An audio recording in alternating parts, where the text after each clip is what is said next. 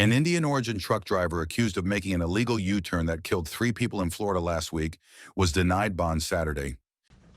There is proof by preponderance of the evidence ਤੇ ਸਾਨੂੰ ਹੋਰ ਵੀ ਸਬੂਤ ਮਿਲੇ ਆ that the defendant is an unauthorized alien. ਤੇ ਜਿਹੜਾ ਬੰਦਾ ਆਪਣੇ ਆਪ ਨੂੰ ਬਚਾਉਣ ਦੀ ਕੋਸ਼ਿਸ਼ ਕਰਦਾ ਨਾ ਉਹਨੂੰ ਉਹ ਜਿਹੜਾ ਨਾ ਇੱਥੇ ਰਹਿੰਦਾ ਪਿਆ ਨਾ ਉਹਨੂੰ ਉਹ ਨਜਾਇਜ਼ ਰਹਿੰਦਾ ਪਿਆ ਇੱਥੇ Therefore, this court finds you present ਤੇ ਅਸੀਂ ਚਾਹੁੰਦੇ ਹਾਂ ਕਿ ਜਿਹੜਾ ਅਦਾਲਤ ਹੈਗੀ ਨਾ ਉਹਦੇ ਸਾਹਮਣੇ ਤੁਸੀਂ ਪੇਸ਼ ਕਰੋ a substantial flight risk. Judge, could you repeat that, please? A substantial flight risk. Okay. ਉਹ ਕਹਿੰਦੇ ਨੇ ਕਿ ਨਾ ਤੇ ਨਾ ਤੁਹਾਨੂੰ ਹੋਰ ਵੀ ਖਤਰਾ ਹੈਗਾ ਕਾਫੀ ਜ਼ਿਆਦਾ And there are no conditions of release that will ensure your appearance at trial. ਤੇ ਜੇ ਅਸੀਂ ਤੁਹਾਨੂੰ ਛੱਡ ਦਿੰਦੇ ਆ ਖਤਰਾ ਇਹਦਾ ਹੈਗਾ ਕਿ ਜੇ ਤੁਹਾਨੂੰ ਅਸੀਂ ਛੱਡਦੇ ਹੀ ਹੋ ਸਕਦਾ ਤੁਸੀਂ ਪੇਸ਼ੀ ਵਾਸਤੇ ਆਓ ਵੀ ਨਾ Therefore, sir, I'm setting your bond on each charge at no bond. The crash sparked a clash between U.S. Department of Homeland Security and California Democratic Governor Gavin Newsom over Harjinder Singh, a native of India, obtaining a work permit and driver's license in the state. The Trump administration says Singh was in the U.S. illegally. Singh was charged with 3 state counts of vehicular homicide and immigration violations, and he was denied bond on all charges. He is being held in the St. Lucie County Jail. Lieutenant Andrew Belanca from the St. Lucie County Sheriff's Office said, What does it mean to you all to have him back here after he's been in California for more than a week? Yeah, so he took advantage, I think, of the fact that these are very complex investigations. And, you can't just, charge somebody right at the scene sometimes. And, again, you have to, work with the state attorney's office. And we've worked these cases before in the past. I think he took full advantage of the fact that this was under investigation. Hopefully to flee to California, his home state where, it's no secret, it's a sanctuary state. And the fact that maybe he was hoping, he'd walk scot-free. But, our Governor Ron DeSantis, and State Attorney Tom Backetall had other things in mind. And what has been your reaction? I mean, we lost 3 Floridians in this tragic crash. He tried making an illegal U-turn, cutting across all these lanes of traffic. What was your reaction when you saw this video that came out? How has it been for you? So, a lot of emotions. He did make an illegal U-turn. Had absolutely no remorse. You watch that video and you watch that minivan crash into the back of that trailer. I mean, it almost seemed like it was on purpose, to be honest with you. Nobody in their right mind could think they can make a U-turn like that without causing some sort of crash.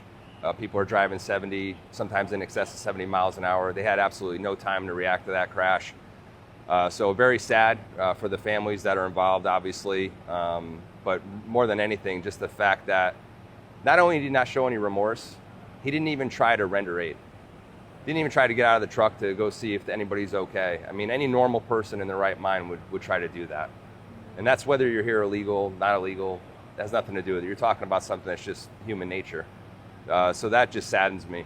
What about the passenger?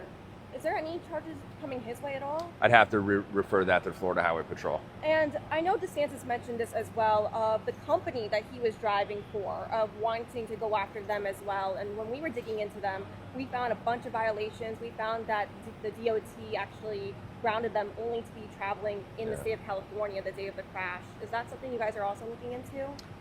Well, I know Secretary Rubio and President Trump have pretty much suspended their operations nationwide, and the governor here in the state of Florida has done the same. They're going to be looking into them.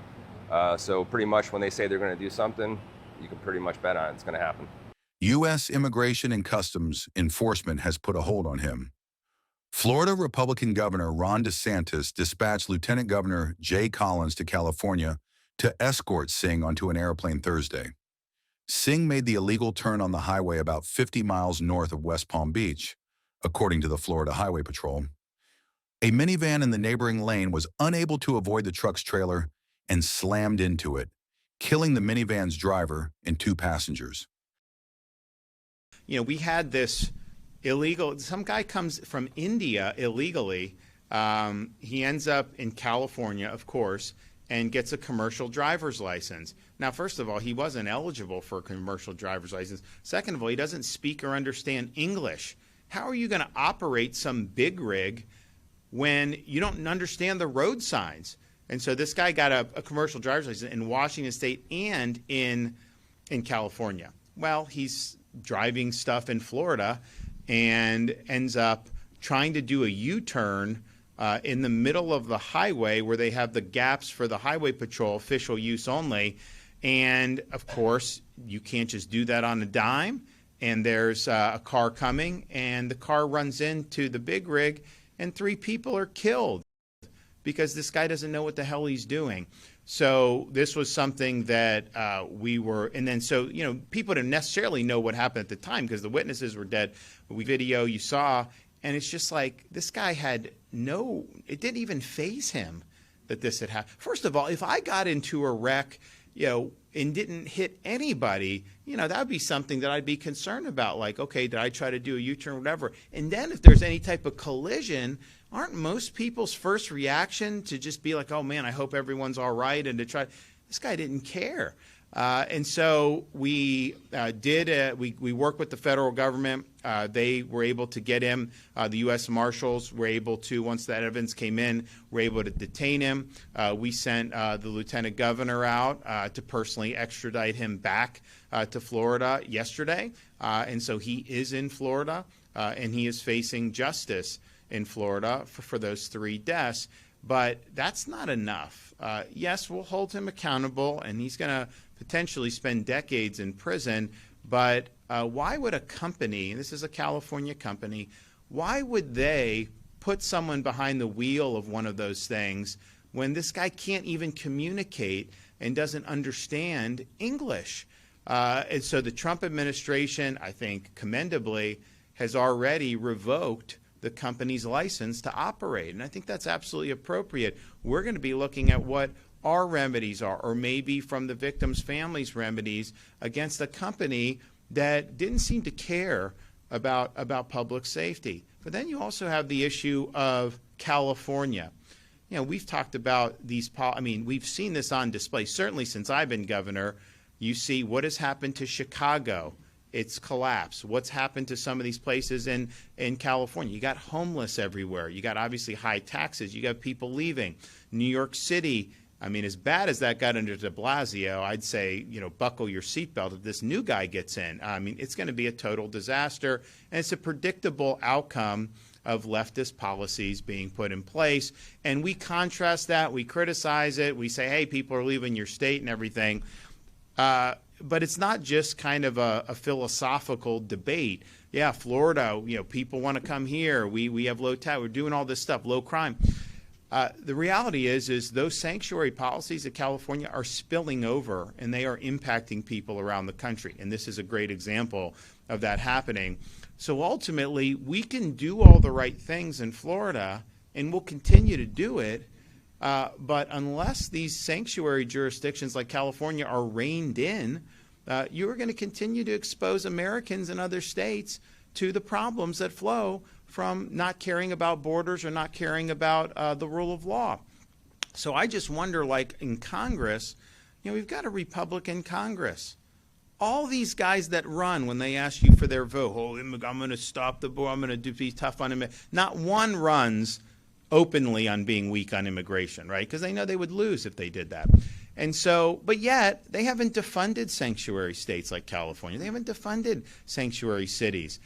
They could overhaul this whole bureaucracy that makes it harder to remove illegal aliens from this country, and they haven't done it. So I think ultimately they're going to have to step up to the plate. What happened in Florida is the predictable consequence of these sanctuary policies. But you know, we as Floridians, we can't reach out and change California's policies. Like, that's beyond our capacity as a state government. You know, I have people, you know, saying, oh, we wish California was doing, you know, what you're doing. I was like, well, you got to elect different people. I mean, ultimately, that's what you got to do, and they haven't been willing to do that. So I think it's going to continue.